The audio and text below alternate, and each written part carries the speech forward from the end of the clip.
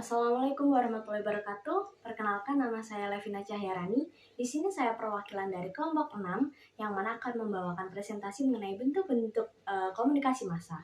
Di sini anggota kami yang pertama ada Yulia Rosita Dewi, yang kedua ada saya sendiri Levina Cahyarani, yang kemudian ada Leli Agustina, dan yang terakhir ada Muhammad Fahril Maulana Rahman. Di sini saya sebagai pengantar akan menjelaskan mengenai komunikasi secara umum dan juga pengertian dari komunikasi massa. Kita pasti tentu sudah memahami konsep pengertian komunikasi secara umum, yaitu proses penyampaian pesan dari komunikator kepada komunikan. Nah, hal ini diperjelas dengan pendapat Laswell, yaitu komunikasi terdiri dari beberapa unsur. Yang pertama yaitu komunikator sebagai penyampai pesan, yang kedua yaitu ada pesan yang disampaikan, yang ketiga komunikan atau orang yang menerima pesan, yang keempat yaitu dengan media apa pesan tersebut disampaikan, dan yang terakhir yaitu efek apa yang ditimbulkan dari proses komunikasi tersebut. Komunikasi sendiri juga dibedakan menjadi dua, yaitu yang pertama komunikasi primer, yaitu komunikasi secara langsung, dan komunikasi sekunder, yaitu komunikasi yang dilakukan menggunakan media sebagai alat penyampai pesan.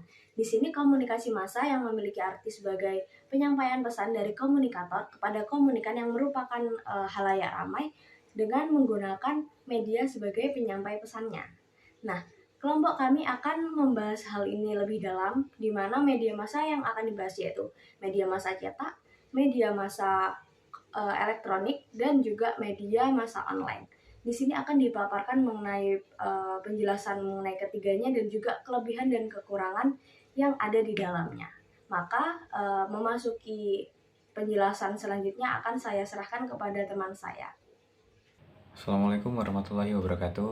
Sebelumnya perkenalkan, nama saya Muhammad Fahril Maulana Rahman. Di sini saya sebagai presentator pertama yang dimana akan menjelaskan ragam kekuatan dan kelemahan media massa cetak.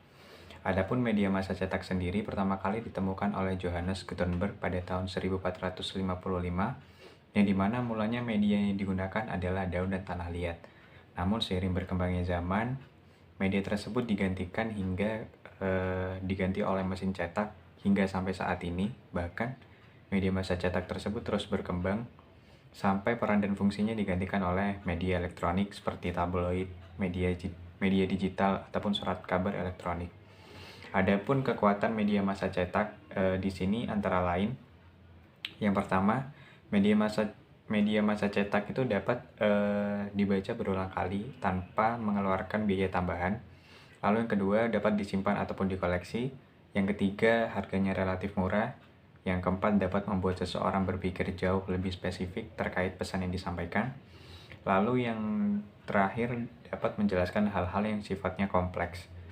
Adapun kelemahan media massa cetak sendiri, yang pertama, tidak dapat menyebarkan informasi yang disajikan secara langsung karena dalam penyajian berita yang ditampilkan di media massa cetak masih melalui pemrosesan beberapa tahap seperti ada tahap redaksi dan lain-lain. Lalu yang kedua, media massa cetak hanya mampu menampilkan tulisan dan efek visual gambar saja. Yang ketiga, tidak dapat menampilkan animasi bergerak. Dan yang terakhir, memiliki biaya produksi yang cukup mahal. Mungkin untuk penjelasan media massa cetak, kelemahan dan kelebihannya kurang lebih seperti itu. Untuk materi selanjutnya akan dijelaskan oleh presentator berikutnya. Terima kasih. Assalamualaikum warahmatullahi wabarakatuh. Perkenalkan, nama saya Yulia Rosita. Di sini saya sebagai presentator ketiga yang akan menjelaskan tentang ragam kelemahan dan juga kelebihan dari media elektronik. Nah, media elektronik sendiri merupakan media yang menggunakan energi elektromagnetis atau elektronik dalam menayangkan dan juga menampilkan kontennya. Di mana media elektronik ini ada dua. Yang pertama yaitu ada televisi dan yang kedua ada radio.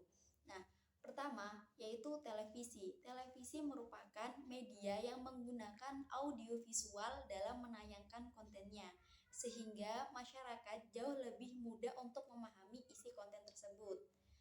Nah, yang kedua yaitu radio, di mana radio menggunakan gelombang elektromagnetik dalam menayangkan kontennya yang merambat melalui udara.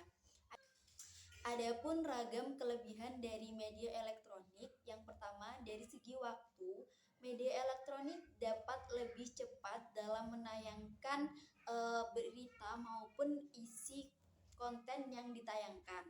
Yang kedua, menggunakan audio visual di mana dapat memudahkan masyarakat dalam memahami isi konten yang telah dibuat.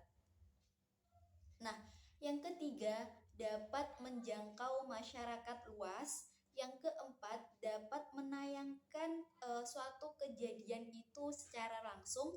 Dan yang kelima, dapat dinikmati oleh semua kalangan meskipun mengalami keterbelakangan mental. Nah, karena kan media elektronik ini menggunakan audio visual di mana masyarakat itu dapat lebih mudah memahami melalui visualisasi maupun suara yang sudah mencakup dari teks yang ada.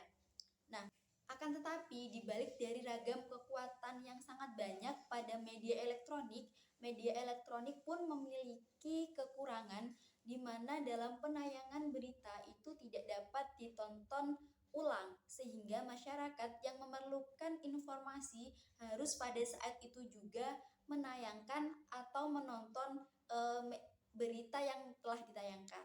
Cukup sekian dari saya, kurang lebihnya mohon maaf. Wabillahi taufiq wal hidayah. Wassalamualaikum warahmatullahi wabarakatuh. Di sini saya Leli Agustina akan menjelaskan mengenai ragam kekuatan dan kelemahan dari media massa online. Nah, apa sih media massa online ini? Media massa online adalah salah satu produk teknologi atau informasi di mana media ini dapat menjangkau atau merambah dunia luas atau media dunia, maksudnya dengan jaringan internetnya seperti itu. Kemudian media online ini adalah salah satu media yang banyak diakses oleh masyarakat.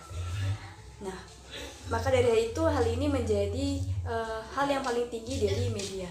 Kemudian pada mulanya para pembaca akan mendapatkan sebuah informasi melalui media cetak, dan sekarang dapat mendapatkan sebuah informasi itu melalui media online. Dan hal itu informasi yang didapatkan tuh beragam. Kemudian akan tetapi hal ini, media massa ini menjadi sebuah ancaman untuk media konvensional. Nah, untuk ancamannya itu seperti apa aja?